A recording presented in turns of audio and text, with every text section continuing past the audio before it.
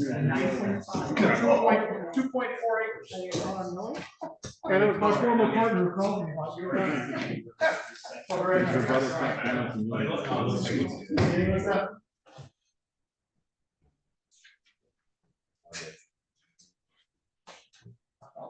We are live streaming. Yeah.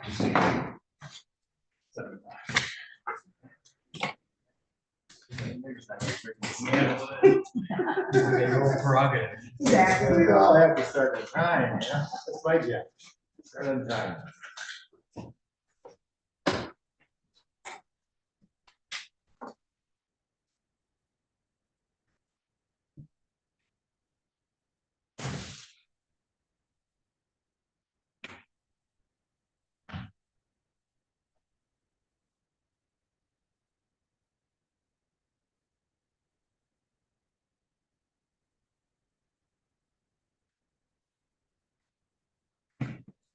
No, I have my question. You don't want it. You don't want it. She has the Christmas jingle bells, jingle bells.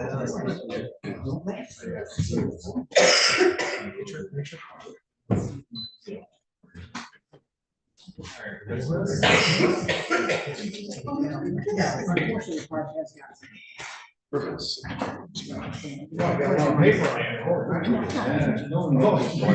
It's the one around them.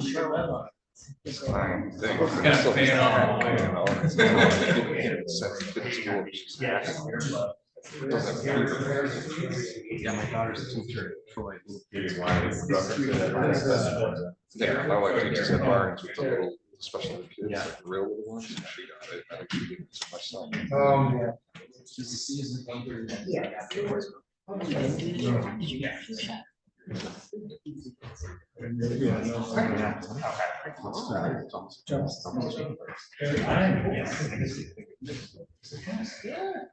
All right, sorry, guys. Good evening, everybody. Welcome to City Hall for our joint city council meeting. We can all stand and recite the pledge of allegiance. Pledge allegiance to the flag of the United States of America and to the republic for which it stands, one nation, under God, indivisible, with liberty and justice for all. Roll call. Councilmember Witt. Mayor Protem Conrad Wolverine. Here. Councilmember Ritchie. Here. Mayor Darrow. Here. Councilmember Donovan. Here. Councilmember Sorrell. Here. Councilmember Blue. Yes. All right, item 3, reading consideration of the minutes of the regular meeting and closed session held on Monday, November 11, 2020. Anybody have any comments or suggested corrections on the minutes? Hearing none, minutes are approved as submitted. I'm going to divert a little bit from our agenda. Dr. Wiesing from Helm is here to give us just a quick comment on the recent passage of Village. Thank you. Hi, I'm Cheryl Wieston. I'm the president of the board at the Helm, and I'm pleased to be able to speak with you tonight. Let me begin by thanking all of you, Mayor Harris and the council, for placing the senior village on the ballot to allow our citizens to express their support for senior services.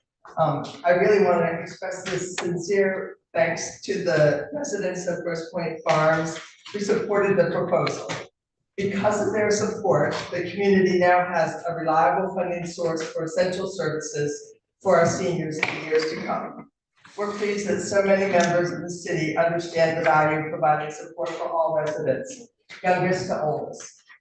We now look forward to working with the city leaders and your appointed member to the Adult Active Commission to establish a plan to offer essential services. I would also like to remind you and residents of First Point Farms that the Helm will continue to support the traditional fundraising efforts to support the programs which have become a community staple for our seniors and their families. So once again, thank you. And with the recent outpouring of support, we can continue to be the great community that we are, to grow up and to grow old. Thank you very much. All right, thank you, Dr. Wiesing. Any questions? All right, thank you very much. Best of luck. Thank you very much. Item 4, I wanted to let everybody know that we have issued a mayoral proclamation to Sheila O'Hara for her service on the Beautification Advisory Commission. Sheila was able to make it this evening, but I signed that and passed it on to you, but she's given us many, many years of service, and we thank her for it. She's been fantastic. A very important committee.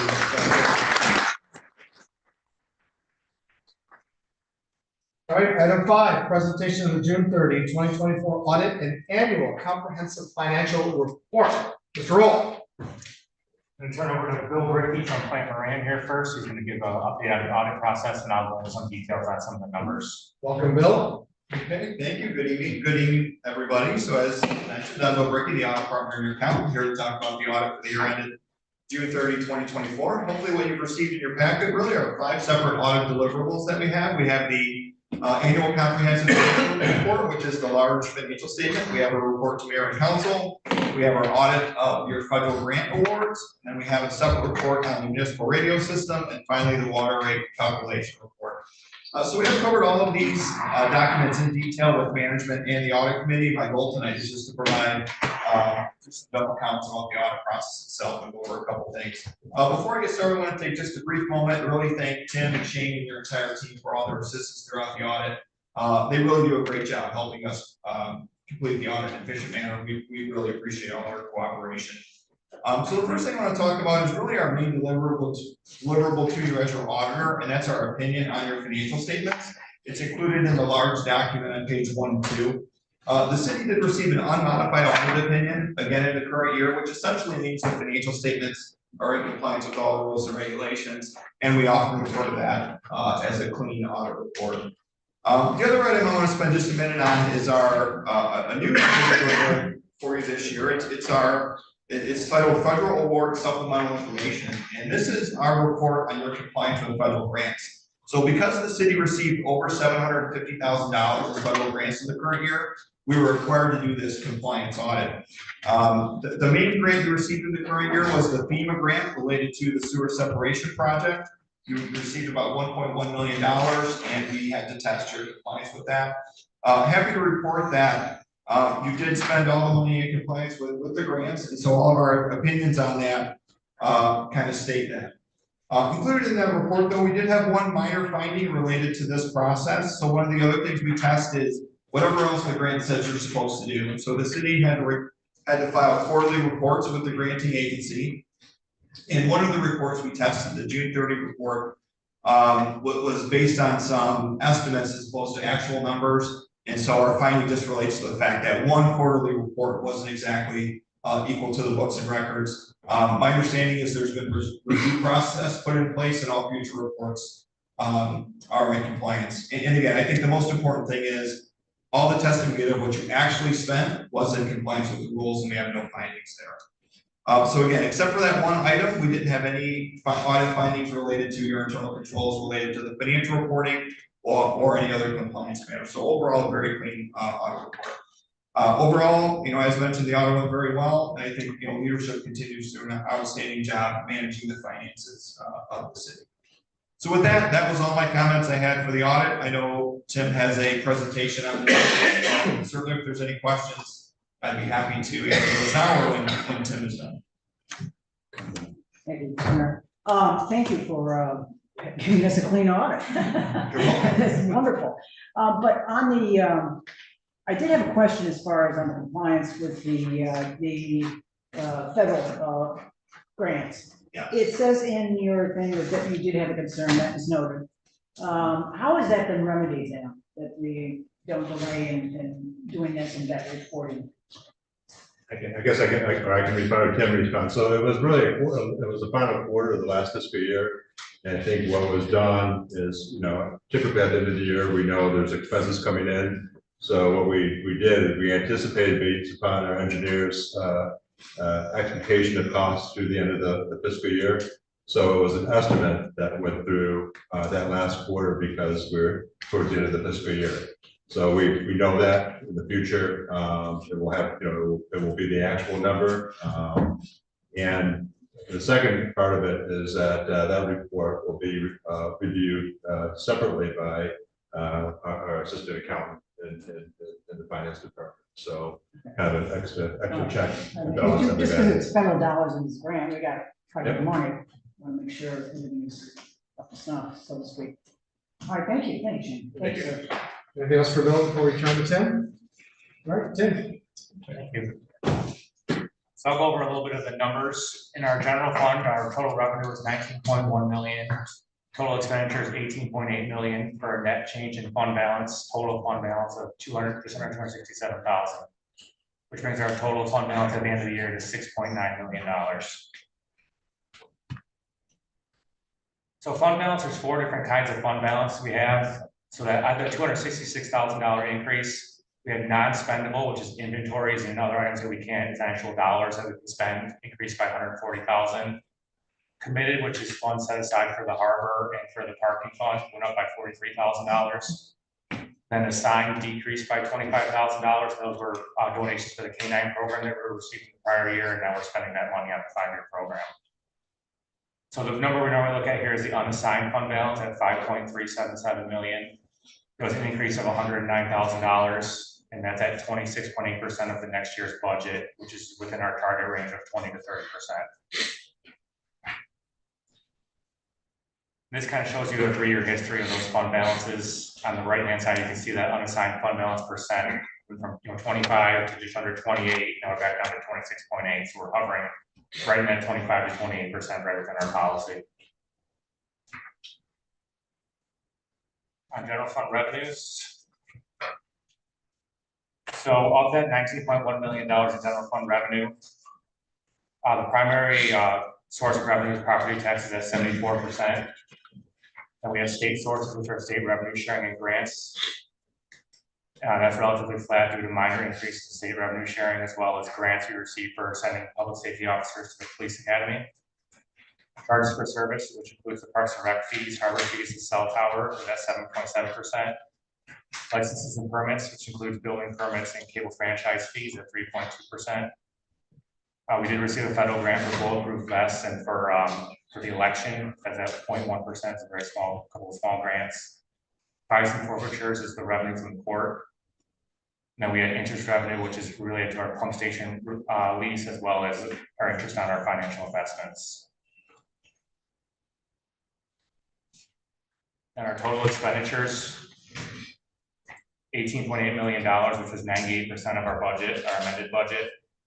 We have general government at 17%, which includes basically all of City Hall, with the exception of police and fire.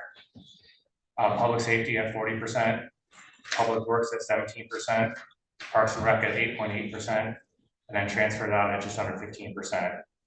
Those transfers out consist of $400,000 to the local road fund, $915,000 for debt payments, and $1.4 million to the capital projects fund. So of those capital project fund purchases, this is really the heart of the budget year, where we spent just under $50,000 on police equipment, which was body cams, turnout gear, weight room equipment, and a thermal camera. At Public Works, we spent $291,000 for a new Avant tractor, a tire balancer, and 2 rubbish carts. At Pier Park, we spent $423,000, which included the big projects for the pickleball courts, as well as a new roof on the pavilion.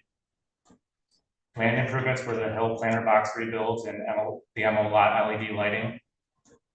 Seawall repairs at just under $1.1 million was through a grant from the state of Michigan to repair the seawall. City Hall, $177,000 was the final payments on the court entryway remodel, as well as the second floor bathroom remodel and HVAC upgrades in the dispatch center. Technology improvements of $60,000 were the final payments on the phone system and the integration of the phone system with dispatch. And we had road improvements of $2.8 million and water main and lead service line replacements at $1.1 million, bringing the total capital investment to $6.3 million. In the water and sewer fund, we had our total cash position actually decreased by $848,000 to $2.5 million. Our water usage was down by roughly 8.4% from the prior year. The primary reason for the cash decrease was because we're pre-funding the engineering costs for the sewer separation project, and we're waiting on a receivable from FEMA for that grant. FEMA's reimbursing us 90% of those costs. Once we receive that money, we'll be back into a positive position there. It'll get, it's more than $1.1 million we're waiting on from FEMA, so I'll get it back into positive. That position increased by $1.7 million due to increased investment in capital assets with the water mains, lower pension and retiree healthcare liability, and paying down the long-term debt. This slide shows us a 3-year history of our funding on our pension and retiree healthcare. To the right-hand side, you can see the 2024 number. We're 95% funded on our general pension, 113% funded on public safety pension, 78% on general retiree healthcare, and 89% on the public safety healthcare. So the state wants to be at least 60% on pension and 40% on healthcare. So we're well exceeding those amounts, and we're probably, as the mayor said prior to the meeting, in the top 0.3% of all cities in the state of Michigan with our funding levels here, which is kind of, we're doing really well here. The last thing I'll mention, we did receive the award for certificate of financial achievement for the 31st consecutive year, and we will apply for our 32nd year this year. So I'll answer any questions anybody has. I'll turn it over to Lev, as the chair of our committee, if he has any comments he wants to add. Well, my comment is pretty much following what Tim has said. In the report that Plant Moran gave us, they note that the city has maintained a strong financial position as a result of cost-cutting measures, consolidating services with surrounding communities, and management's prudent budgeting practices. And those prudent budget practices have meant low debt for us, strong public safety and general employee retirement funds. Our AAA bond rating reflects all of this, of course, too. So with all this in mind, Tim, thank you very much for your work. It's really appreciated. I'm sure not only just by me, but everybody else here, and certainly the residents of our community. Thanks. Anybody else on council? Echo those comments, Tim. Your team does a great job. Shane, everybody, it's makes our jobs easier here. You guys are so excellent at what you all do, and the improvements that you showed here and the capital improvements you make to our city really benefit all our citizens. So we appreciate the hard work the department puts in to making this a great fiscally sound and great community living. Any questions from the public on what they've heard? Come on up, name and address, please, Mr. Jordan.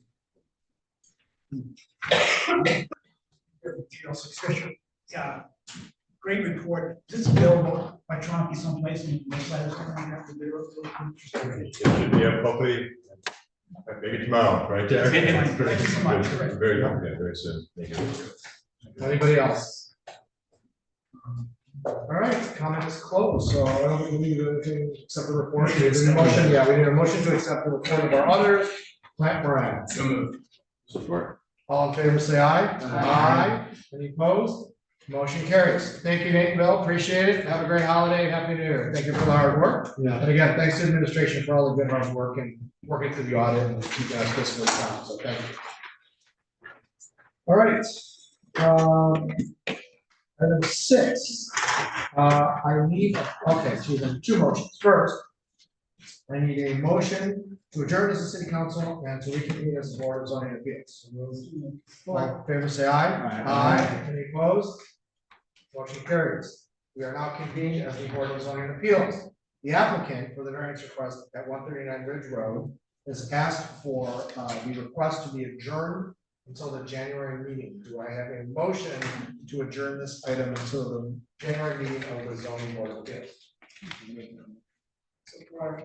All in favor, say aye. Aye. Any opposed? Motion carries. All right. Did you close? Motion. I misspoke. Motion still carries. The ayes have it. 6-1. I feel like when it happens. You gonna pull out Roberts? Roll call? All right. Now do I have a third motion? Do I have a motion to adjourn as the board of zoning appeals and reconvene as the city council? Support. All in favor, say aye. Aye. Any opposed? All right, motion carries. Thank you. All right. Now, as the city council, item 7, public hearing for code ordinance change 7-09 tennis courts and other sport courts. You or to Mr. Baca or to Mr. Burgess? I guess I can tee it off. In the packet, you'll find the proposed amendment to our tennis court ordinance that has been drafted by our city attorney. And really, this was based upon the phenomenon of pickleball. And so we refer to the fastest growing sport in America. And so we have recently seen interest in at least in one or two cases of pickleball courts being installed in the residential districts. And so it's something that we felt should at least come to city council's attention to consider if there's any modification that would be advisable in regard to pickleball courts. In terms of complaints, the city has received some complaints, and primarily as it relates to noise generated from port activity and hours of operation. So with that, the ordinance, I can maybe turn over to Bill to go over some of the specific changes that have been recommended. Yeah, happy to do that. From a big picture standpoint, there is no substantive change proposed with respect to the tennis court ordinance, which has been in existence in our city for decades. A couple of cleanup references are included in the draft ordinance, but substantively there would be no change for a tennis court per se. With respect to other so-called sport courts, which would be broader than pickleball, but as Shane has indicated, the predominant motivation is to address pickleball. With respect to any such other court to be placed in a residential district, the revised ordinance would require a site plan review and approval by the Board of Zoning Appeals, not unlike other discretionary uses that would have to go before the board for a site plan review. The board would be empowered to take into account placement, distance from nearby residences, whether or not soundproofing barriers are contemplated by the applicant. It's basically a nuisance amelioration concept that would come before the board on a discretionary basis. And then the last thing that I would say before taking any questions, I think you could conceive of certain large residential parcels within our community that could accommodate pickleball court, properly screened with potential soundproofing barriers that would not create a nuisance for nearby residents. However, there are many smaller parcel size zones within Grosse Pointe Farms where it would be difficult to conceive that the board would want to grant a site plan approval because of the potential nuisance for other nearby neighbors. And I'd be happy to answer any questions. Mr. Gallow. Thank you, Mr. Mayor. Through the mayor to City Attorney Burgess, if I may, a couple of questions. First, this is a public hearing tonight, and we are not voting on the enactment of the proposed amendment ordinance. Untrue. It was scheduled, but you weren't here. Yeah, you were here. Sorry. It was scheduled last month for public hearing this evening. So yes, it is up for approval Okay. tonight. Fair enough. So next point is this. I heard a little discussion. I want to make sure that we all understand. In the event that this ordinance is not enacted, the amended ordinance, which would contain additional restrictions and city review on one's ability to install a sports court or pickleball court on their property. If this was not enacted and somebody had enough property or the installation of the sports court to not interfere with setbacks and things of that nature, there would be no prohibition if this were not enacted with regard to city review over a sports court or pickleball court. Is that accurate? Yeah, it's accurate, John, and to just put a little bit more gloss on it, there might be other ordinances that we implicated lot coverage under the zoning ordinance, placement of fence, structures, things of that nature, but generically, if someone had enough land area, wouldn't violate lot coverage, fence placement or height was within the fence ordinance, you are correct, it would not be prohibited. So, putting you on a spot a little bit, is it your opinion then that the enactment of this ordinance is in the best interest of the city of Grosse Pointe Farms and its residents in order to have detailed analysis of whether or not any residents within our city, and I mean residents in the place, any residents within the city would be permitted to have a sports court, pickleball court, some sports court other than a tennis court? Yes, because the ordinance would give the Board of Zoning Appeals greater discretion in reviewing placement and appropriateness of such courts. And finally, I am in favor of the proposed amendment for that reason. I believe right now we've received at least one letter in opposition to pickleball within our city. I think that the enactment of this ordinance would go a long way in ensuring that if someone did want to install a sports court or a pickleball court, that the city would have the appropriate ability to, through the site plan review, to review the plan, to receive comments of neighbors, to have city officials look at it to make sure other things were complied with. And I think that's very, very important, given the comments that we received. Thank you, City Attorney Burgess and Mr. Mayor. Mr. Mayor, can I ask our city attorney? All right, slow down, everybody, hold on. I gotta call on you, because I always start right. So anybody else on the left? Sure, go ahead. I just had a question. I just wanted to verify, based on the writing, number one, I want to thank Mr. Burgess and the administration for providing a version of this that we could actually see what it says. The map change was very helpful. I do just want to verify that this ordinance as written would not prevent someone from playing pickleball in their driveway if they wanted to. It would, this is specifically for the construction of courts specifically for pickleball. And what about the idea of converting existing tennis courts to pickleball courts? Is there anything in here that would deal with that potentially? If you were to convert by the placement of additional structures, it would require site plan approval. But if somebody had an existing tennis court and you simply drew the lines so that they could have pickleball, there's nothing we can do about that. Correct. Okay. Okay. Mr. Attorney, I have two questions.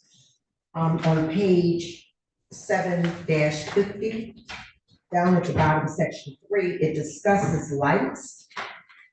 Conjunction with outdoor tennis court or outdoor sport court in the city. What about time limits that they can play? Talking about a tennis court era or a sports court? Sports courts, yes. So in the context of a site plan review, which would be required for a new court, you could consider, the board could consider conditions on the appropriate time of play. But we could not write it in the ordinance? You could. The question is, should you? Well, you could. Isn't it section 3? That deals with lights. That deals with the use of lights, but not the use of clay. Right. The lights cannot be used from 10 p.m. to 8. So they could play in the dark. There are. You play in the dark. Got it. Yeah, I mean, there's some moonlight nights out there, I can see halfway across the golf course. So, all right, next question, Sarah. Okay, my next question, if you could turn to page 7-51. I'm a little confused about section 5, which specifically states, first sentence, no person shall play on, et cetera, will result in or cause a nuisance to adjoining property owners or to other residents of the city. And Mr. Nelson, I believe, Yes. letter does address like noise, which would be a nuisance. If we could have discussion about that. That was my point. So, It seems to be question on kind of that side, it's basically describe how the nuisance ordinance Yes. interplays with this. Well, the nuisance ordinance, in the context of our general offenses ordinance is very broad. And it's a fact, specific case by case analysis if a violation notice were to be issued. There's also a specific decibel level concept that is already in other ordinances. I dare say though, and this this would predate Matt Baca for sure, wouldn't predate either Shane or me. I can't recall a situation where in a tennis court utilization context, you've ever issued a violation notice. Right, and so it's written into the existing ordinance language. But if you were to look for instances where there's been an actual violation notice or prosecution, I can't recall I think there have been instances where we actually have gone out with the meter to check decibel levels, not from courts, but I think it was issues of somebody who had a chime, for instance, that was hanging on the side of the rear of their home, and the neighbor was annoyed by the sound of the chime. And I do recall, I mean, with the decibel level, that the chime was in compliance, we took no action. And I would suspect that would be probably true of court play under the current nuisance ordinance. Yeah, and Sierra, to also maybe give a little bit more clarity in answering your second question. The existing tennis court ordinance already has the nuisance language that you pointed out.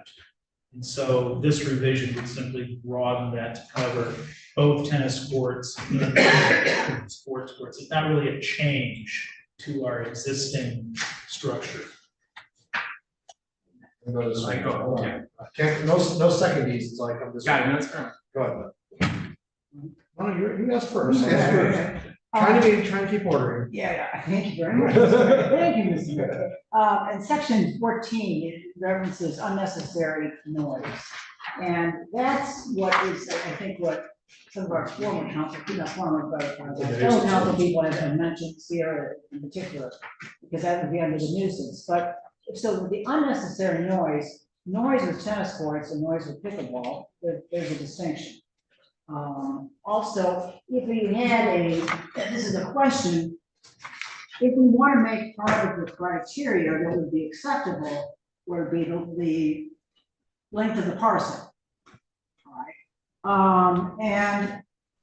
But you have weather conditions that change, like the wind factors, that can throw that wind, that noise over. So is unnecessary noise just applicable to the sports pads and the basketball and the tennis courts, or would it apply as we have written this proposed ordinance to pickleball strictly, most particularly? You mentioned section 14. I'm not quick. I think you mean section 5. No, are you talking about the nuisance ordinance, section 14? Yeah, right. Oh, okay, the interplay. Right. Yeah. If this were to be adopted, it relates to tennis courts, pickleball courts, and any other sport court placed in the rear yard. We're not talking about a driveway. The incorporation of the nuisance concept with respect to noise would apply to all of them across the board. Thank you. Thank you. Go. The problem is that the nuisance is not the decibel amount. It's the continuous boom, boom, boom, boom, boom, boom. And so what we have now is not going to address that.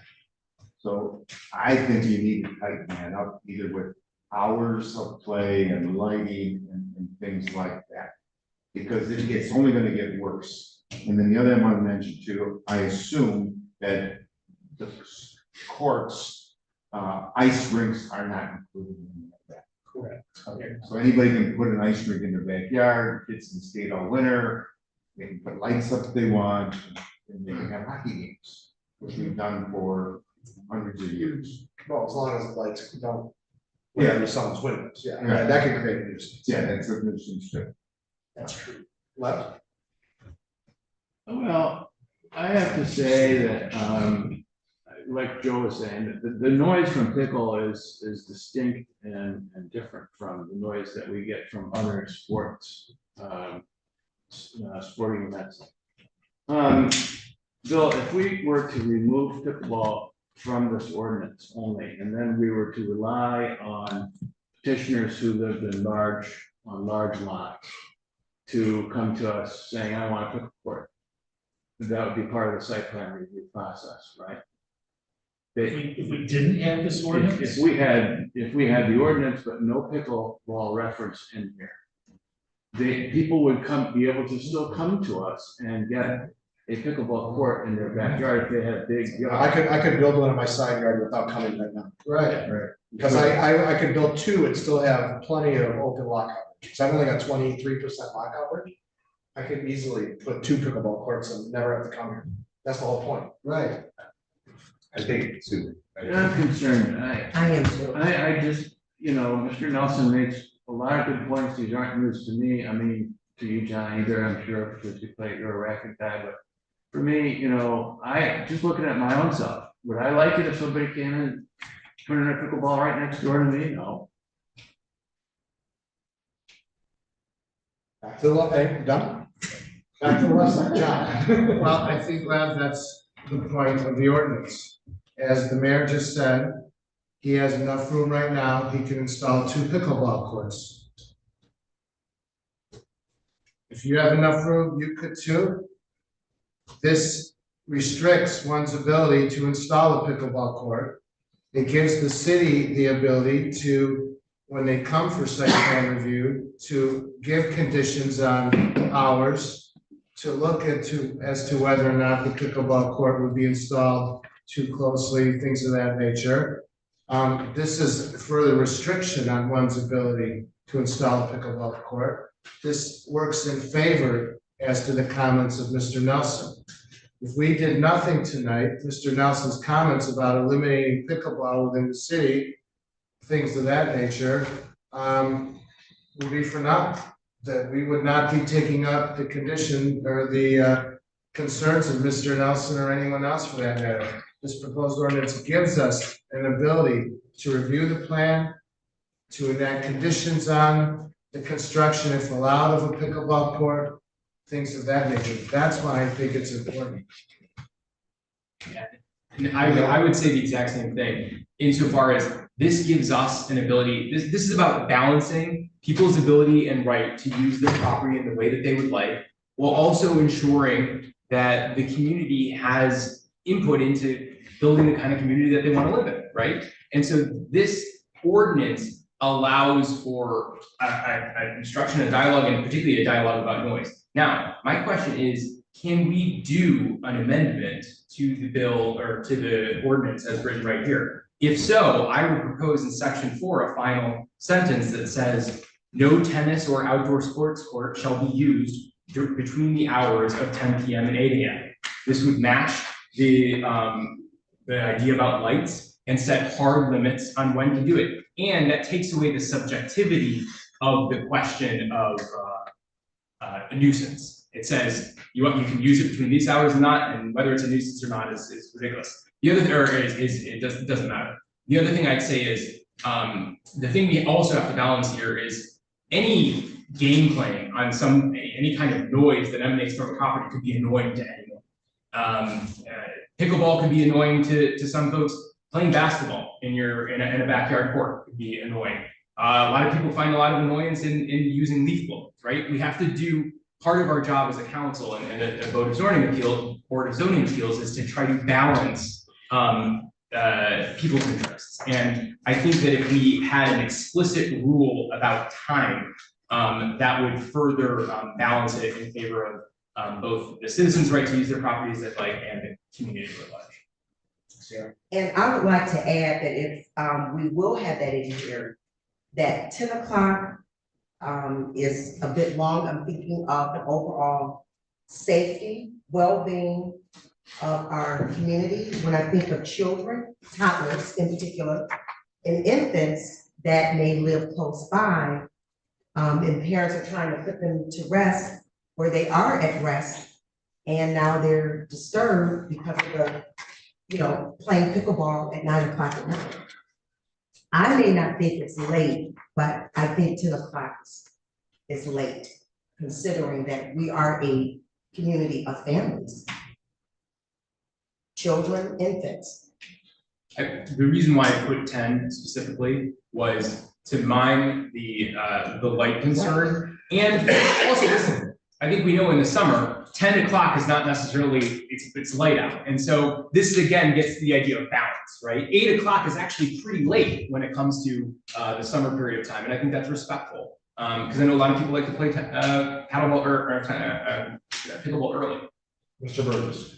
Yeah, I think I need to answer Neil's question.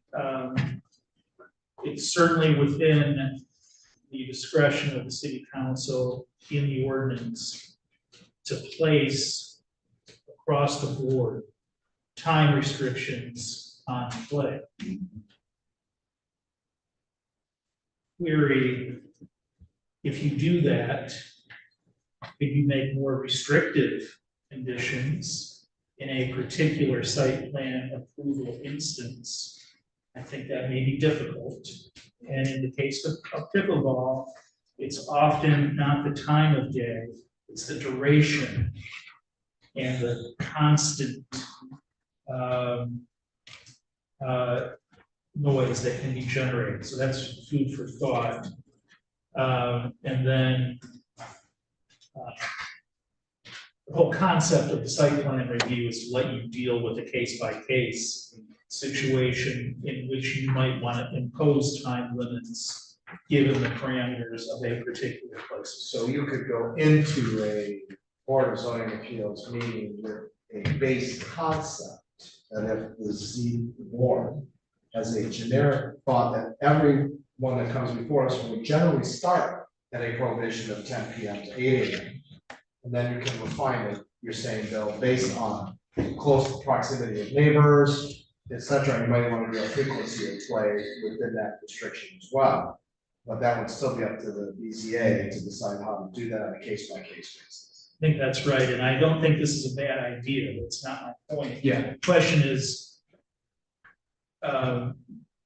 you don't want to put yourself in a position where you have to retract from, a broad parameter that you've already established. So an applicant might come and say, well, the ordinance says 10 to 8, why are you restricting me from 8 p.m. to 10 a.m.?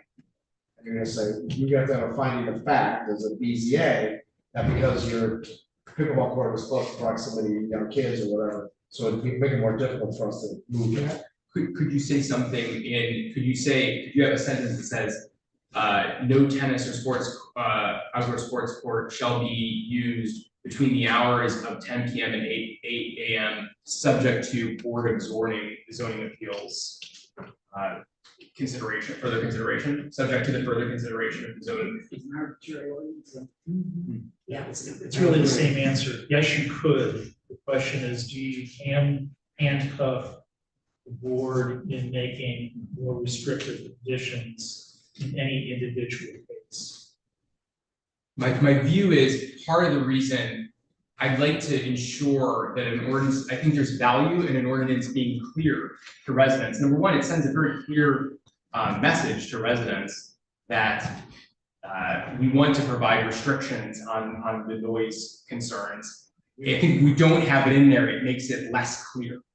I mean, Bill, it could be something like, in no case shall blah, blah, blah, be allowed between 10 p.m. and 8 a.m. But the BZA can further restrict, period. I'm not, usually not drafting legal language at the table, but it would be, that would constrict the future BZA. That in no case shall we allow 10 to 8, but further restrictions will be allowed. All right, now let me go this way, John, I'll be right back. Hold on, Sierra. Anything on this side? Okay, Sierra. Oh, what? Beth, go ahead. Well, this is why it's helpful to have a public hearing, because I'm really interested in hearing some different people's opinions on this. But I can understand the pickleball restriction on the hours, but frankly, I know people that have tennis courts and farms and playing at 7 o'clock in the morning on a Sunday or Saturday, it's not a bad deal. In the summertime, a lot of people do that. So it's, I'm with Bill. I think that there's, we don't want to make it where it's an ordinance that's filled with ambiguities. And I like the way that he positioned it. It's far cleaner, I think. Sarah? So will we not address in Mr. Nelson's letter, duration of play? You could, in a BZA meeting, depending on proximity. So for instance, again, I'll go back to my property. I got almost, my neighbors share a lot of almost acre of land. My situation, the duration is different than somebody who's on Marymount. If they somehow have a lot that was big enough, because my neighbors are 800 feet away. So the BZA might look at my situation different than somebody in a different neighborhood, say an hour for you, but 2 hours for Dukes, just because I'm on a different thing. It's giving the BZA an opportunity to look at every angle of what people are bringing to the table that can adjust. John? Prime Minister, Mayor, Councilperson Donovan, I don't believe that Mr. Nelson's letter is concerned at all about duration of play. He has been here. I think Mr. Nelson wants a complete prohibition Yes. of one's ability. Yes, it is. If that's not with regard to hours, I don't see anything in his letter with regard to duration. He wants a complete ban on one's ability to install a pickleball court in the city of Grosse Pointe Farms. But he does say if this is not possible, at a minimum, there should be significant restrictions on time of play and duration. He does, and then the next several paragraphs are, don't, you better not. Okay, I'm trying to take all this. Would it be possible to say, in a part of this ordinance, say, in the process of approving a site plan for a tennis or outdoor sports court, the BZA is encouraged to consider appropriate restrictions on timing and duration of play. So that would, again, make it very explicit that we want the BZA to consider this without hamstringing them on any decision. Yes, you could. That took a long while to get to yes. A bottle of water. And section 4 does have language that's generic that covers that. You could be more direct if you chose. So this just take into account the consequences of imposition of certain conditions. So that's, you're saying that's within that bill? Yes. Anybody else? Okay. All right, I will just toss in, having built hockey rinks, I know they're not included. But it's very difficult, I think, to get to an all-out exclusion. Right? As I think Neil said earlier, people have different tastes of nuisance. Somebody might complain that my neighbor's playing badminton too loudly because they're playing music, or they've got 30 people playing badminton, or whatever it is. People build basketball sport courts that they then freeze over in the winter as ice rinks, so that's a dual use, it curbs. So there is something about the enjoyment of your property, particularly when raising young families. I will never, ever, ever forget the enjoyment I had when my kids were playing hockey outside at night, lights. And again, hockey's not included. That's my experience. Somebody else might have it with basketball on their driveways. And somebody might consider 5 kids playing basketball, 8 uses, because it's tink, tink, knock, bang, bang, bang off the board. It's a steel backboard instead of something else. That's a crappy sound here, hours after hours. And kids, thank goodness, tend to play for hours outside occasionally, not always on their thing. So I think an absolute exclusion for me is a very difficult spot to get to. this. I'm thinking what we have here is hopefully a framework, because again, I've we have them in the neighborhoods already. People have built pickleball courts without any restriction, without coming in front of the BZA. This is an opportunity for us to remedy that, so somebody doesn't wake up to a cement pad next to their house with no consideration by this council as the impact on the neighborhood, lot coverage, et cetera. So that's, I'm looking at this as an opportunity for us to remedy something that frankly right now is the Wild West. Because you're watching them being constructed all over the place without us being able to. Which is what we have now. Correct, exactly.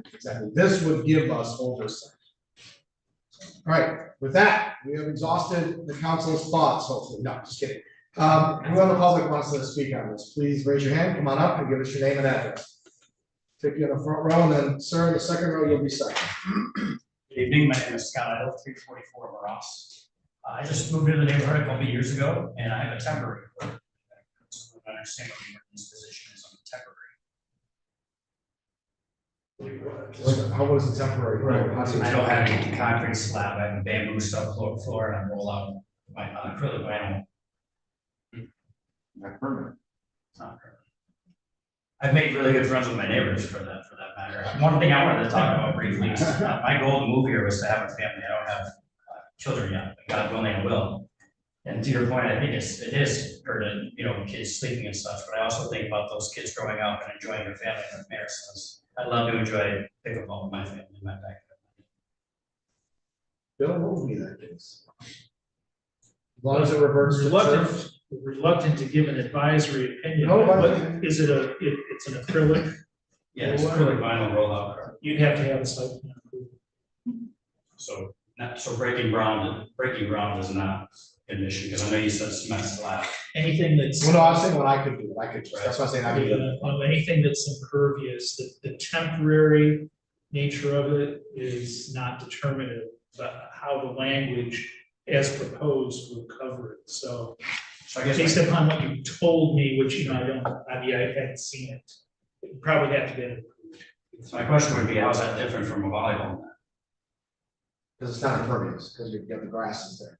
You have a vinyl down, your ground is no longer impervious. So you could have, theoretically, if there was a surface that was impervious, like, I don't know, some of those. We don't know. He's not gonna make a game of it. No, but this is similar to also the way that sheds are treated, right? Like, just because it doesn't have a foundation, you still have to comply with the rules associated with site plans. I live on an acre, so. You should be fine. BZA then. Yeah, I saw that. All right, I thanks again for your time. saw your boots are coming up the 11th. Thanks for your time. Yep. Gentleman in the back, Eddie.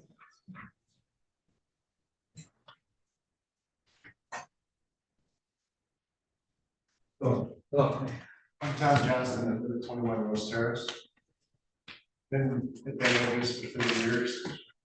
Right in my backyard is the Rose Point Club. Directly percent by home are what used to be handball courts. And there are tennis courts.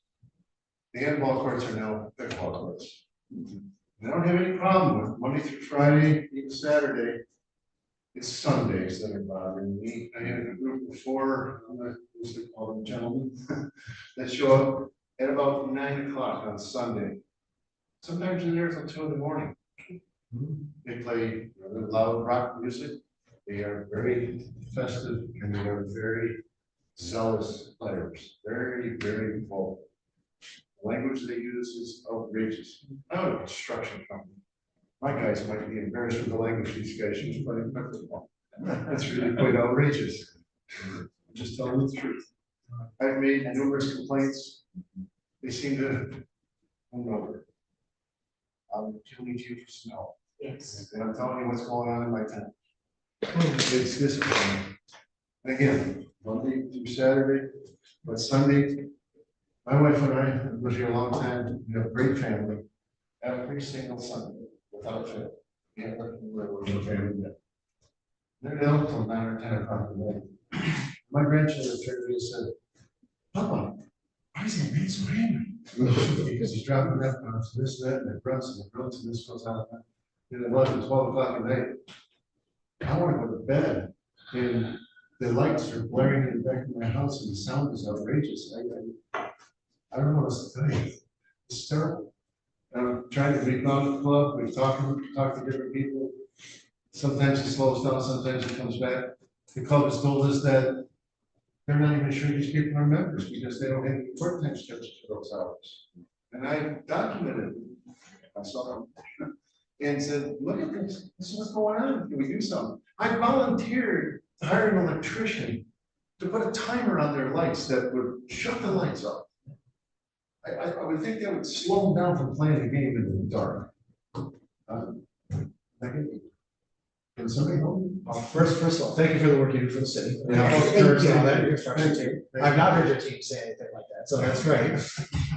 Two, Shane just volunteered to talk to the club Okay. and see if we can give you some relief while we're working on this. And I'd like to talk to them, like I say, they've got their courts there, and of course, if people want to play their sport and whatnot, but I don't think I'm on the line here asking for a reprieve on Sunday night after 10 o'clock. It just seems out of hand, and in lieu of all the conversation we've had here tonight, take into account the time and the noise levels, it really can be annoying and it can be very disruptive to a grandmother who's got her grandkids over there, and the words that are coming out of these guys' mouths are unbelievable, you know, it's sort of awkward at times. So that's what I have now. Thanks for bringing it to our attention. Shane will follow up with And you. thank all of you for doing such a great job. It's a great town we live in here. I don't think you ever leave it. It's just, you know, it's a great place. So we gotta keep it there. Joe? Would the ordinance, be retro to existing for time what Mr. Johnson talked about? If we put in a specific time of play restriction. And I want to be careful, Joe, in terms of giving the city council advice that's, recorded for the public here.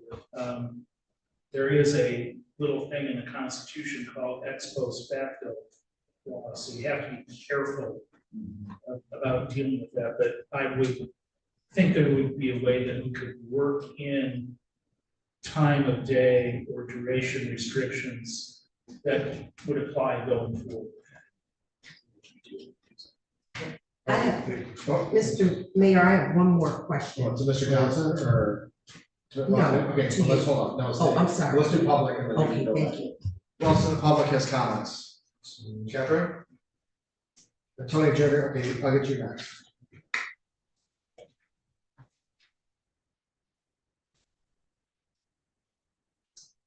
Catherine Sauerbier, 234 Florence Hall. My husband Scott could not attend, he had a late deposition, but I think we are one of maybe the only resident here who actually has a sport court immediately next door to us.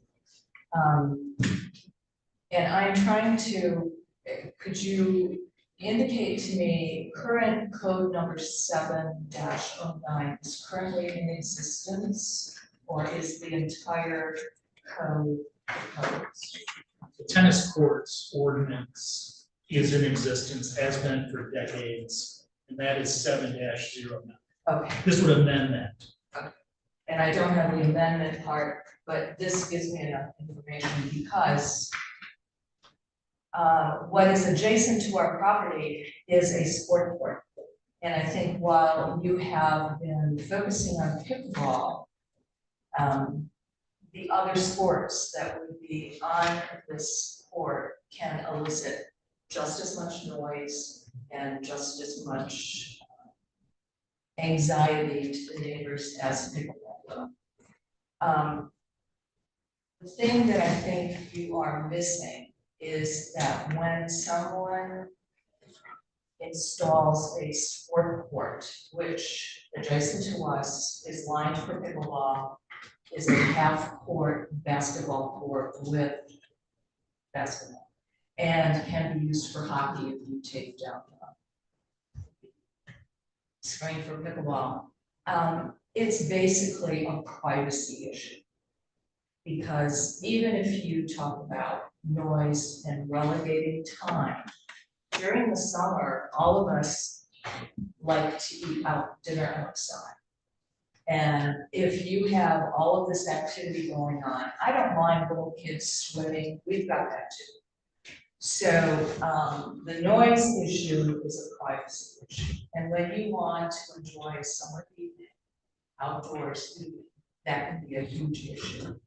And in terms of the nuisance issue, what you're really doing is pitting neighbors against neighbors, because if we consider something a nuisance and the other people do not, who do we go to? We don't wait for a council meeting. The nuisance thing, you call the police. To me, that is an unbelievably inefficient use of highly skilled people, and it should never, never happen. And then it gets people in a confrontational stance. It just does not work any other way. But more important, what I'm here to tell you is this current ordinance in section 1 indicates that before one of these outdoor sports courts is installed, notice must be given to all property owners located within 300 feet. I'm here to tell you, we were never given. It was only applied when that was built, that's what Bill's trying to tell you, it only applied to tennis courts when that was built. This now applies. No, the wording says, This is new. You're seeing this added. section that says sport court, That's Brand new. Yes. Brand new. That's what's being added. That's what's being added, sport court and pickleball. So it covers it all. what happens to people like us, where we already have all this? What you've done is installed an impervious large area. And then the issue is water management. I was here in March talking to you about water management. We have no remedy. We have no. And believe me, I could add a whole lot to this, Mr. Burgess, which would be a realistic sort of thing. That, you know, how about the faux grass, as the landscape architects are now calling it, which is nothing but outdoor carpeting. That's also impervious. So there are a whole truckload of issues related to this. My point is privacy, and privacy then directly has a straight line to value of your house. So I guess we have no remedy because it's already there. Thank you. Name and address, please. Sorry, I missed the earlier part. My name is Tony Chevalier, on 30 Grove Road. And my kids are raised, so I'm in a different situation, but I like Lou. My kids play hockey with Lou's boys, and know a lot of councilmen and coach their kids. But I'm still coaching. I coach football, wrestling, and that's what I'm doing. I had kids wrestling club, high school team.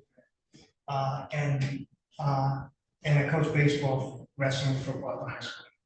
But I also work with kids that are struggling at the school, that are struggling with suicide and depression. And those are things that I've just started doing on my own as a coach, help them come alongside, referring the counselors. And one of the things that I want to remind you guys is that kids are playing basketball in the yard or tennis or whatever it is they're doing.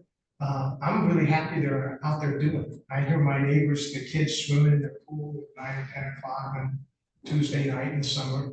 And it's not keeping me up. I close the window. But I'm trying to understand the noise decibel for this pickleball is so low. It's not the ball hitting clearly the ball hitting the paddle and people playing is not violating the noise decibel. It's the people playing. It's people having fun, making noise. That's the noise. I mean, go ahead, man. No. Go ahead. No, but I would love to hear, because I think I missed it. Did I miss that? We talked a little bit about that. That's all right. Yeah. Keep going. We'll ask Okay. questions. But at any rate, I just want to keep being able to, especially in the summers, to invite the kids over to my house. I have kids over all the time. I understand if you need to shut it down at 10 o'clock, that's a fair compromise, but to take pickleball or tennis or basketball or swimming for that matter, because those pools are every bit as loud, if not louder. There's a ton of kids that are in the pool behind us. We love it. We love hearing them playing. We love them. Now, some people don't. Some people want serenity. I get it, but I don't understand why they're going after. We had a tennis court. We bought a home and it had a tennis court on it, and nobody played. So we didn't put in a new court. My son just painted different lines and put in portable nets, and they started playing pickleball, and the kids play. And I mean, so I guess we're covered by grandfather for water and stuff like that. But I'm trying to understand why we are not wanting our kids to be inviting their friends over and play together at a decent hour, and not at 2 in the morning and not at 5:30 in the morning or whatever. I don't understand that part. I'm trying to be. I get it. Some people really don't like people playing in their yard. I get that. They just don't. They'd rather have serenity. I understand why would they move the country. I mean, but I mean that's their choice. I understand being respectful. I'm just saying that. Come on, we're going through a time where heightened suicide, where kids are depressed, where this COVID thing we got more things coming like this COVID thing. They're just coming. The warfare that's going on in this world is incredible. And to outlaw, playing at reasonable hours just seems kind of unreasonable. I have yes, I do have a question. Yeah. Oh, I'm sorry. No. Oh, no, not for him, I'm No, sorry. yeah, wait till public comment. Yes, no, Do you have a I'm sorry. question for Mr. Simpson? That's just a comment. Okay, you can comment, yeah, we're staying on his. Yeah, I'm not in favor of eliminating pickleball in its entirety. I think there need to be reasonable time, place, and manner restrictions. And that when going forward, when one does install a pickleball court or other types of sports court, we take into consideration the placement of it, the hours of it, things of that nature, that it be done like any tennis court installation, like any swimming pool installation, make sure setbacks, things of that nature. But now we've made very good comments. I'll come back to, that's what I was saying, not to see that was more general. Tony, you're good, thank you. Okay, I just want to say one last thing, and I'm sorry, is Greg here tonight? No. I know Greg from our boys played lacrosse together, and I also know the other person who has the court there that he's upset about, and I just feel like we gotta get together. I'm sorry I couldn't get together with the two of those guys and before this, and just figure out what do you need to be happy? And that's The what we question gotta is do not right often here. asked between neighbors. Pardon? It's a question that's not often asked. Yeah. So. Yeah, I just would just encourage you guys to do more of that and say, hey, if you don't want us, and some people may say 9 o'clock is that, okay, if my neighbor behind me says 9, then I'll try and, keep it to 9. I mean, I understand you have to make a regulation, but I mean, what happened to just meeting together and talking through it, having a beer and coming to some kind of agreement? I'm sorry I didn't get a chance to do that in that case, but thank you for listening, and it's doing a great job, and they're not coming here to complain, I just wanted to say thanks and thank you. All right, thanks. Anybody else in public? All right, so I'll throw this out as a proposition. A lot of great conversation tonight. What do you all consider moving this off a month? Let's see if Mr. Burgess can address some of the points that were raised today, maybe on time, and exactly what the BZA would have to consider through the ordinance when these come in front of us. I think there's just a lot of good commentary that we might be able to use a little bit of fine tuning on the edges. I think we're about 97% of the way there, but I think a couple tweaks might be helpful. So what is what's that? When do I move it? So January. Oh, sure. Yeah. And Mr. Mayor, I have one consideration. Sundays are really a special time around here. They really are. Will we be able to have a day of exclusion? I have to put it on the record. It may be no, that's fine, but, Hard no for me, sorry. okay, that's fine, that's fine. I just wanted to put it on the record, that was my request.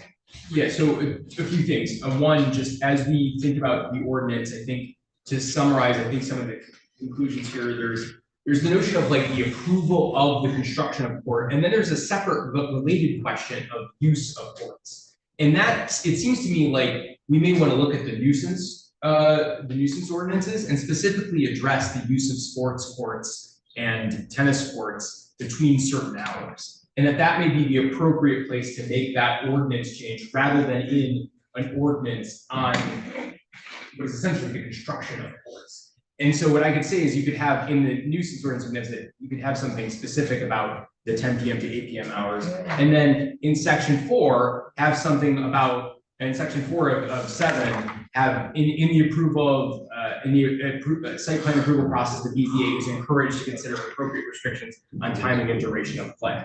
So again, part of this is also to the gentleman's point from the public, or excuse me, the gentlelady's point about making sure that public safety's resources are, it's much easier to say, hey, it's after 10 o'clock, you can't play anymore, rather than the noise is this level. So I think the nuisance, we should deal with the question of nuisance in the ordinance appropriate to sound versus one about the construction. Let me just ask the general proposition. I'm not gonna be here, Jane. Unfortunately. Well, then I'm gonna move for, yes. So that, February, are you okay with that? Oh, you're gonna get a lot of people building. Well, There is one under consideration right now. A local realtor asked me the other day that there's a proposed purchase agreement in place. I don't know what Brotherton. All right, so how about this? How about option B? Since this does give us some very quick authority over this right now. We amend it tonight, knowing that we might amend it in 60 days again. And to add this stuff. Yeah. This way we can get control of this now, so we don't have what Mrs. Sarver was talking about, which is something go up without having any authority or notice. And that way we can come back and talk about the use restriction as we get into the better weather. I like that. Is that good? Yes. I have a motion, Mr. Mayor. All right, public comment is closed. I'll accept your motion. I move to adopt the amendments contained in code number 7-09 entitled tennis courts and other sports courts. Support. All right, all in favor, say aye. Aye. Any opposed? Motion carries. Everybody, thank you. This has been a fantastic night. A lot of good commentary. I appreciate everybody who came tonight. Hopefully we'll be able to make some further adjustments to this so we can address some of the issues. And Shane will be talking to the club this week, I promise. All right, thanks, everybody. Happy holidays. We don't see you. Merry Christmas. All right. All right. Item 8, consideration of a request to create a social district in the Hills Business District along Kirchhoff Avenue. Shane, is this you or? Yeah, I will start it out and, maybe I'll have Derek chime in if he'd like to add any additional comments. Derek's kind of our liaison with our Hill Association. And so I think social districts, I think, is a term that's probably pretty familiar with most of you on city council. It's really kind of exploded during the pandemic, and where people desire to be outside. And what people have found since the pandemic that it's a really enjoyable to be outside, and we've seen an expansion of our outdoor dining on the hill, restaurant platforms and so forth. So we have asked McKenna and Associates to look at the possibility of adding a social district to the Hill Business District. And they've drafted a memo that's before City Council tonight. The social districts have been used successfully in Grosse Pointe Park, Grosse Pointe Woods, and Grosse Pointe City. They have them in those locations. And it allows patrons of the restaurants to basically order a drink and take that drink out into that designated area within the district and enjoy alcoholic beverage within those confines. There's been examples where we've done that on a temporary basis, at the Racing for Kids event, which has been very successful. There's been temporary permits that have allowed out for alcohol, but this would allow it on a regular basis. Before you is a resolution that kind of outlines that. I know Paul's here also from McKenna can also answer any questions regarding what's proposed. Well, let me ask, are there any questions? Left, and then Beth. Let me say that, as I read through this memo, I first thought, well, why do we really need the social district? And I started talking to some friends, and I actually spoke to the mayor of Grosse Pointe City. She lived in Boviet. And I asked if her specifically, if the district in their city has had any problems whatsoever from a public safety standpoint or from litter or anything else. She said no. I asked somebody else who was familiar with the situation. She said, I haven't seen any problems whatsoever in the city. So as far as Grosse Pointe City is concerned, there hasn't been any trouble. So I take part in that. My understanding from what we've been given here tonight, we can always revoke this district if the touch comes to us and says this is out of control, or there's too much litter, or for one reason or another. My understanding is we can revoke this. The district itself is extremely well delineated: Muir, McKinley, and Kirchhoff. That's it. And there's some very strong rules that are written in here in terms of the cups and things of that nature that individuals have to have in order to walk around. Finally, I would add there are two letters of support. One is from Mark Verlaeg, writes a very strong letter in support of the social district, and the other comes from Jenny at the chamber. So generally, I support this. I would have to say that in general, I support, because it really is a reflection on what we did for our master plan. Our master planning had suggested from the community suggestions that we do more to make entertainment or to socialize more in our little city hub. And this could be a way to do that. So there was a suggestion from the master plan, from the community output. I do have a couple different concerns though. One is that why is not one restaurant and bar not participating in this?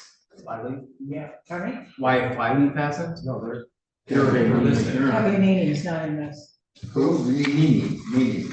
Oh, meetings, oh, yeah. Yeah. Is this just by way of example, or does this? Yeah, you don't have to opt in. No, so we don't have an answer. Could, if you had a bar establishment that serves alcohol beverages at a later time, could they choose? Yeah, those are the businesses that specifically expressed interest. And I would suspect that Cafe would be. So it's not to the exclusion of. All right, I just want to make sure there was an opposition. Or germs. That's the question. Yeah. So thank you for addressing that. Second thing is that I think we want to have it for the enjoyment. We want to, have community participation and enjoy the outdoors with it. And I can understand where this can be a boost to the economic development as far as our core center in Virginia. I'm wondering, have we benchmarked this with any of the other Grosse Pointes that have it, most particularly Grosse Pointe Park, because they have it not only on Virginia, but they have it on Charlottesville. I don't know if there's been any problems with it or not, which is a question. The second thing is the question I would have is that, is the goal to just have another socialization amenity? Or is the goal to have some ways that you can produce more revenue? for people that have establishments and for other different establishments to benefit from it. And if that's the goal, and it's income building. If it is, do we have any data that says that these do contribute to that income building? And again, maybe we don't have those answers right now. If we do pass this today, I would like to have some measurement of that from the chamber, from the Hill Association letter, and from, the proprietaries of the establishments that would probably benefit the most. Or do they benefit the most? One of like the impetus for this is the Chamber of Commerce would have to get the special liquor license. They would have to sell the wine and beer for, like, let's say the art festival. This would eliminate the need for that and just allow, the visitors to be customers of the restaurants and get the drinks and come outside and look at the art festival. I think that's where a lot of like where this started from was, the businesses felt like they were missing out. These, like the art fair, for example, and the chamber doesn't want to have to go through the hassle of getting those special licenses and selling. Important answer, thank you. Neil? Yeah, I had several questions. Overall, I should say I'm in favor of this, but I just had some questions. One question was, we talked about the recommendations. It sounds like, I had a question, maybe this is a dumb one, but can someone bring drinks from other establishments into secondary, like if I went to Bronze Door, could I bring something over to Lux Bar, or is that would be not? All right, I wouldn't think that would be the case, but just wanted to check. You have in here on page 2 of the memorandum from McKenna that the city would also allow non-food establishments within the district to participate. What do we mean by that? Like, is that like, I assume they're not going to have a liquor license, so they can't be dispensing alcohol. What would you meant by that? I'm sorry, page 2 of the McKenna memo. It says it's in that second full paragraph. The city will starts with the city may work, and then it says city may also allow non-food establishments, salons, studios, galleries, retail shops within the district to participate. So I could get a drink and walk in Pearl with my wife. Okay. And have our drinks and go shopping while we're. As long as even though you can bring the drink in there, okay. That's participating. Okay, understand that. So, and do they have to opt in order to do that, or I if they're in the district? I think they don't have to tell you drinks allowed. Drinks allowed, got it. So can I go on down to do bank? Right. I mean, they would, I think Huntington Bank would probably say no. But and so I'd like the loan, please. One other thing I noticed was, where did we get the restrictions on May? So this is the other end of it. Where did we get the restrictions on May through October? So actually, that was something I think that was alluded to in an email that went out this afternoon. I apologize for the late. Sorry, what we are proposing, in the resolution in that 6th paragraph, whereas, where it says the city of Grosse Pointe Farms will allow the social district to occur from May through October. So we would want to change May through October to throughout the year. And then the hours would be from Sunday to Thursday would be the 1 p.m. to 10 p.m. And then Fridays and Saturdays would change then from 1 p.m. to 11 p.m. The revised packets. She sent a revised. It's in front of you. So 1 p.m. to 12 a.m. Okay, I'm sorry, I didn't notice that difference. So, and the reason for that was to be consistent with the business district and Cristobal Park. Okay, because my other concern was about the timing of 1 to 10. I know that some of those businesses on Sundays and Saturdays have brunch service. And I don't know about you, but occasionally I like to have a little cocktail with my brunch. And so on Saturdays and Sundays, I know, scandalous, I can imagine. Yeah, no details here. But gambling at the casino. Would we, I think on the weekends, it might maybe this is something that we could revisit later, we don't have to amend here, but. I'm with you, I think it should be like 11 AM. Yeah. On Saturdays and Sundays, because lunchtime on a Saturday, and Lux is open. Why wouldn't you be able to have a drink at 11 if you're shopping? Yeah. On a sunny, July day, freezing, December day, when you really need a drink. to go shopping. Yeah. I'm walking down at 11 o'clock, and finding out Hey, you never know. Every store wants you to do that, you'll buy more. Well, honestly, thinking about those winter days, I was thinking this would be a way of bringing some socialization within the winter. All right, let's listen again, we're like. No, but, Let's get this in order, thank you. Let's just pick a time, pick the days, and let's move on. Thank you. So we're saying Sunday through Thursday, or excuse me, Monday through Thursday is what you propose from 1 to 10 PM. We have, so in the revised, it says, it can be any, it can be anything. But what I put out today was, 12 PM to 10 PM, Sunday through Thursday. And then on Friday and Saturday, it'd be 12 PM to 11 PM, just in case there's like an evening festival or event. Usually those wrap up at 10 PM, but that would still allow for an hour for everything to kind of keep going. I mean, obviously the band would be unplugged, but that language is from Grosse Pointe Park, where they on Friday and Saturday, the social district's open until 11. On Friday and Saturday. Okay. Anything else now? Well, no, what I was saying specifically was on Sundays, we'd like to, we would move it to 11 AM rather than 12 PM to 10 PM. Let's. If you want to make that part of the motion. Yeah. Yes. Any other questions from council? That takes in the brunch people. I think so. I don't think that's a good idea. You've got a church there in this area. And they have church services not out yet. 11 o'clock, I would do super early. So I'm more, I think 12 is fine. 12 is fine. Anything else from council? Public comment, please. Mr. Gervin.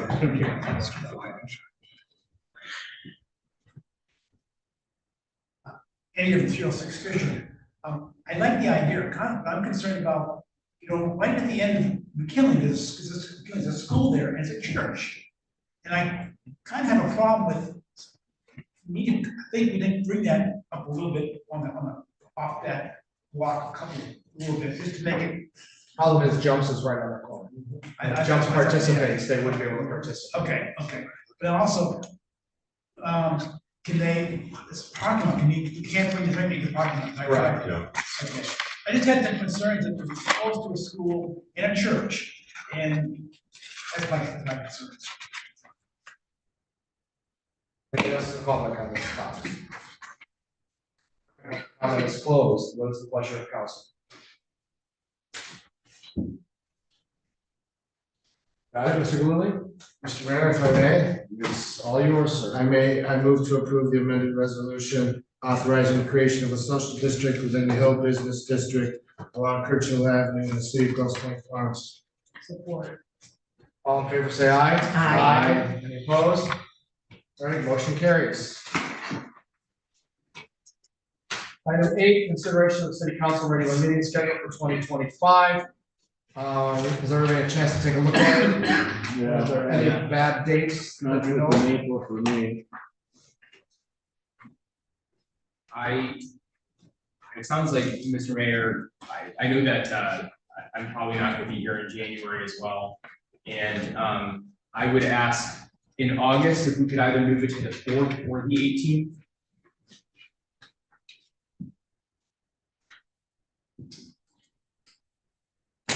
Right now, I don't have a problem with that.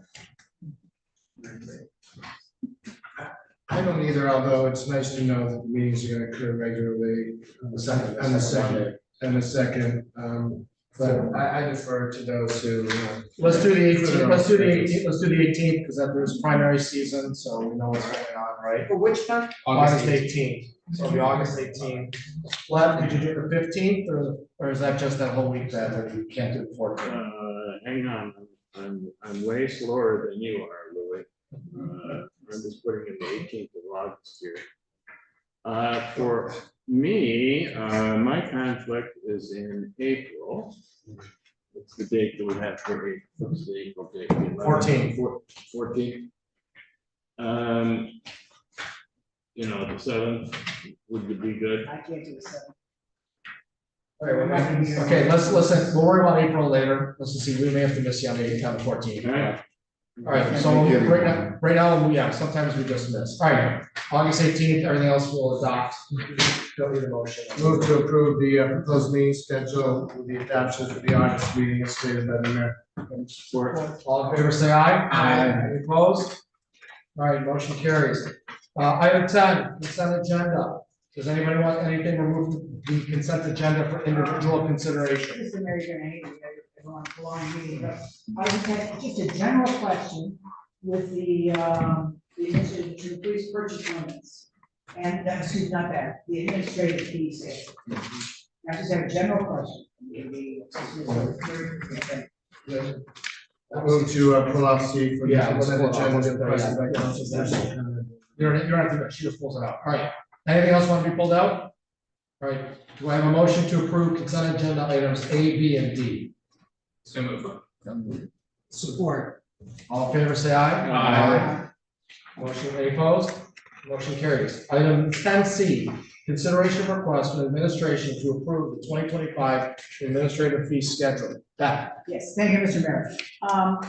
I have, I know I went through all the different fees within it, and it appears that we increased, almost almost all. Well, just that first page of is the updated fees, the rest of it is the fee schedule. Yeah, I'm just, I don't want to have a reputation of dying people, with all these different fees, but at the same time, I realize that, every revenue we can, and I also, there's inflationary costs.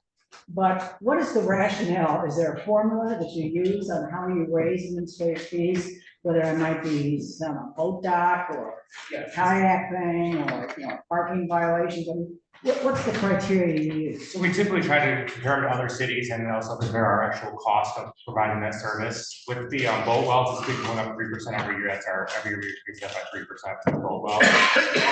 The only other ones that changed were a couple of the court fees, which the court administrator and the judge reviewed the fees and they recommended those changes to those fees. And the fee for the redacting was just based on the minimum wage changing. That's all I actually changed, was just a couple on the first page. And so the boat dock is continuing with kayaks. We've done 3% every year. 3% automatically every year? Well, at council discretion, but we've done 3% for it. It matches the bond. When we put in the Okay, now bond, that's the right. we put in the bond 20-some years ago, the increased yearly fee Okay. was agreed to help pay for the increasing bond as we go. Okay, all right. Thank you, Jason. Do I have a motion to approve item 10C from the consent agenda? Or move, so move. Support, David? All in favor, say aye. Aye. Any opposed? Motion carries. Item 11, you have the public safety report in front of you. Mr. Reside, other business. Just one item, I placed on in front of you, a flyer regarding the Southeast Michigan fundraising management study that's being conducted. And this is being conducted through cooperation with Great Lakes Water Authority and the U.S. Army Corps of Engineers. I have been attending meetings with Great Lakes Water Authority over the last few years. And there really has been a focus on trying to work regionally on how to deal with the extreme weather events that we've had that have resulted in substantial flooding and substantial property damage.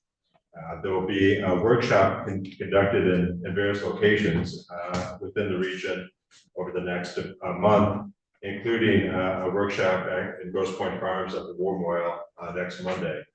And this will be kind of an open house forum from 3 to 7 p.m. And any interested residents are welcome to attend. There'll be people from the Army Corps, people from Great Lakes Water Authority, just to hear concerns, get feedback on how this has impacted the residents of Grosse Pointe Farms.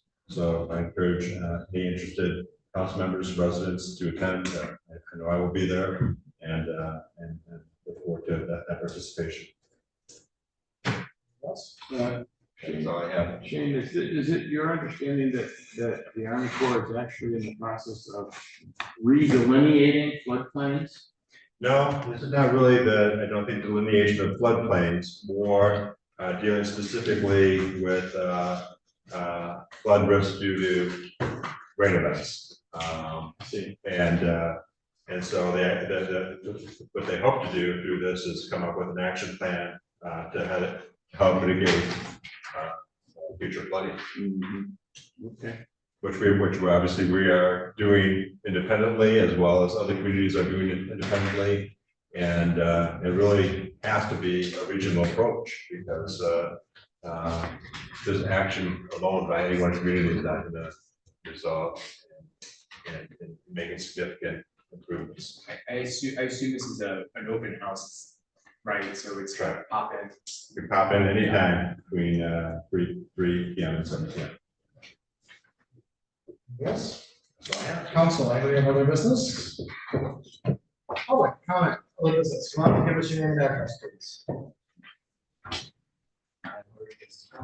Well, thanks, sorry. I'm doing well, thanks. My name is John Fisher, 316 Kirby. I'm new to the area, I'm only about 4 years, I'm originally from Tulane. In the last 3 weeks, our street, the speeding has increased significantly. My car's been hit 3 times, our neighbors' cars have been hit, down the street they've been hit. Our cars are getting broken into on the street. It's getting really bad. I took the weight of the brunt of my neighbors to come today because they were embarrassed because they didn't want to get harassed coming in here. We've asked for police presence. We You're don't like see the much. nicest council in the world. I know, trust me, I know. So, and I appreciate everything you guys do, really truly, this is a great community to live, I love being here. But it's the speeding and like the people not understanding the right of way when you're going out with the parked cars, it's getting really, really bad. And I work weird hours, I'm a nursing home administrator, so like I'm up all times at different times. And I just don't see the police presence that I feel we need. And I would like to start a petition to maybe see if we can't make the street of Kirby between, you know, the road that the elementary's on and that, you know, Brownell's on, maybe a school zone permanently, so that the fines double. If somebody does get caught speeding, maybe that'll help deter it, I'm not for sure. In my old neighborhood, that was what we did, and it really helped reduce that a lot. But it's getting bad, because as you know, you call the insurance company, if they pay, you pay. So, you know, to try it, even if it's on the street, and you know, no matter what insurance company you have, all of our neighbors do it the same way. So now our vehicles are getting wrecked, they're getting broken into, and that's all I have to say. I appreciate it. I don't know if there's anything that we can do with that. You know, as far as that goes, and it's been filed, it's on file quite a bit in the last 3 months. We've had LFAs, we had 14 LFAs, larcenies from autos, so far in December. 99% of them are cars left unlocked, so it's not really breaking into, it's just opening the car up. So we're pleading with residents to lock their vehicles. We're getting speeding complaints all over the city too, but we can crack down on Kirby, that's not a problem. It's already a 25-mile-per-hour zone. This is the first complaint I've heard about speeding on Kirby though, so nobody's. No, they just finished the paving, that's. Yeah, I mean, the complaints aren't making their way back to me if complaints are going around through the neighbors, they haven't made their way back to me. We've called the non-emergency number at the police station very many times. Okay. About speeding and asking someone to put down there. Okay. You know, we talked about earlier, you know, with kids playing and stuff like that, like even I'm walking my dog and I do have weird hours doing my job. Yeah. And sometimes at like, you know, 10:30, 11:30 at night, when I'm just cruising down the street walking up, I mean, flying. Okay. I mean, it's borderline kind of not fun. What is it's Kirby a lot between? Yeah, 300 block of Kirby, between, basically between the street, I forgot what street, name, the street where Brownell's at and the street where Kirby. Williams. Yes, thank you.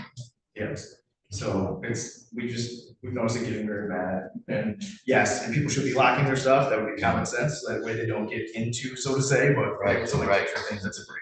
We can put a radar car in front of the former chief's house and run radar. He can do it himself with this. I heard he's back from the social district, so I don't know. Well, and we've also asked, like, maybe like, you know, a light for like 30 days or something like that what speed the person's going, maybe they don't realize that it's 25. That maybe like, you know, a light flash or a call stop, I think that's gonna, you know, have kind of a We're getting more of those every year, actually. We're buying more and more of those, so. So I know it's bad and getting worse. So that's Okay. awesome. Good to meet you. Thank you. Welcome belatedly, 4 years later. Yes, right, yes. I'm here to I enjoy living here. I think it's a great community. I appreciate it. Thank you. Have a blessed day. Pat, hold on a second. No, you're good. Oh, and there's a public comment. Closed session? No.